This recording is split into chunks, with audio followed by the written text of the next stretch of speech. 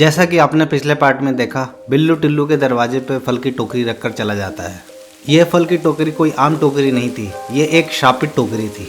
कहा जाता है जब किसी को वश में करना हो या फिर शैतानों को बुलाना हो तो फल की टोकरी पर काले जादू का इस्तेमाल करना पड़ता है।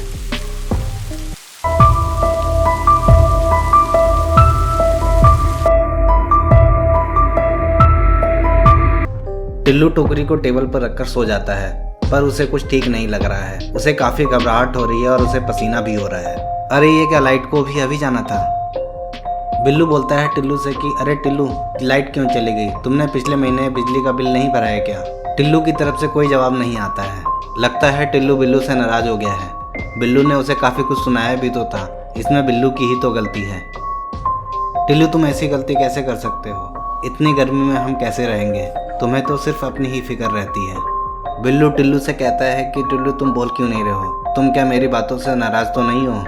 चलो टिल्लू, मुझे माफ़ कर दो। मुझे तुमसे ऐसी बातें नहीं करनी चाहिए थी। अब तो तुम मुझे माफ़ कर दो। अब आगे से ऐसी गलती नहीं करूँगा। अब टिल्लू, बता भी दो कि तुमने पिछले महीने बिजली का बिल भरा भी है कि नहीं? रामू काका ऐसा कभी नहीं करते हैं। बिजली का बिल भरने में लेट हो जाता है तो कभी भी वो बिजली नहीं काटते हैं। अरे टिल्लू, बता भी दो, तुम इतना भाव क्यों खा रहे हो? मैं तुमसे बड़ा हूँ, क्या मैं तुम्हें डांट भी नहीं सकता? अब मेरा दिमाग खराब हो रहा है, बता दो जल्दी। बिल्लू को गेट खुलने की आवाज़ आती है, पर उसे अंधेरे में कुछ दिखाई नहीं देता। बिल्लू बोलता है कि कौन है वहाँ, पर उधर से कोई जवाब नहीं आता। अब बिल्लू भी डर जाता है। वह टिल्लू से कहता है कि टिल्लू, मुझे बहुत डर लग रहा है।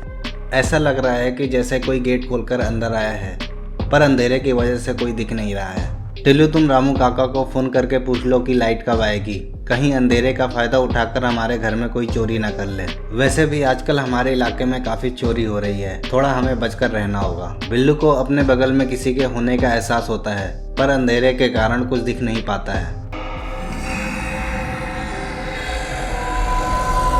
फिर अचानक से लाइट आ जाती है। अरे बिल्लू ऐसे मूर्ति क्यों बन गया है? उसने ऐसा क्या देख लिया? अरे ये टिल्लू को क्या हो गया है? उसकी आंखें लाल कैसे हो गई हैं? और वह ऐसी हरकतें क्यों कर रहा है? अरे टिल्लू, तुम ये क्या कर रहे हो? तुम मेरे साथ मस्ती तो नहीं कर रहे हो? अगर तुम मस्ती कर रहे हो तो अब मस्ती करना बंद कर दो। अब मैं डरने वाला नहीं हूँ। मैं तुम्हारी सारी चालाकी जानता हूँ। तुम मुझे डराने की कोशिश कर रहे हो। मैं तुमसे डरने वाला नहीं हूँ। तुम्हारी कोशिश सारी बेकार जाएगी। अब तुम रहने दो।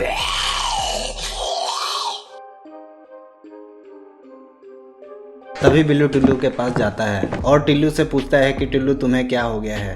तुम इस तरीके की भूत वाली हरकतें क्यों कर रहे हो? ऐसा लग रहा है कि टिल्लू को बिल्लू की आवाज़ सुनाई नहीं दे रही है। तभी टिल्लू बिल्लू पर हमला कर देता है।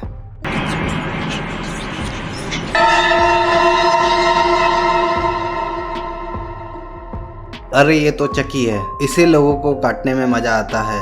आज तक जिसका सामना भी चक्की से हुआ है, चक्की ने उसे मार डाला है। और चक्की की खास बात यह है कि वह लोगों को मारकर फ्रिज में रख देती है ताकि वह उसके साथ खेल सके, क्योंकि उसे मरे हुए लोगों के साथ खेलने में मजा आता है। तभी चक्की बिल्लू पर चाकू से हमला कर देती है। बिल्लू उसके चाकू को पकड़ लेता है और वह डर जाता है। बिल्लू अगल बगल देखने लगता है। बिल्लू को कुछ समझ नहीं आता कि वो क्या करे। बिल्लू टिल्लू को लात मार देता है तो टिल्लू जमीन पर गिर जाता है। फिर बिल्लू दोनों से बचकर भागने लगता है।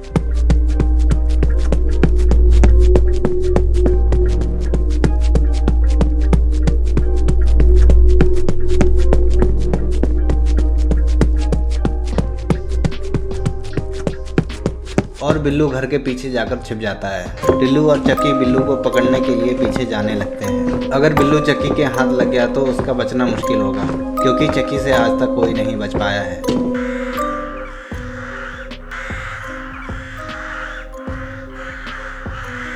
चक्की को हाइड एंड सीक खेलने में मजा आता है। उसने काफी सालों से किसी के साथ हाइड एंड सीक नहीं खेला है। ये कोई बच्चों वाला हाइड एंड सीक नहीं है। अगर चक्की बिल्लू को ढूंढ लेगी तो उसे मार देगी।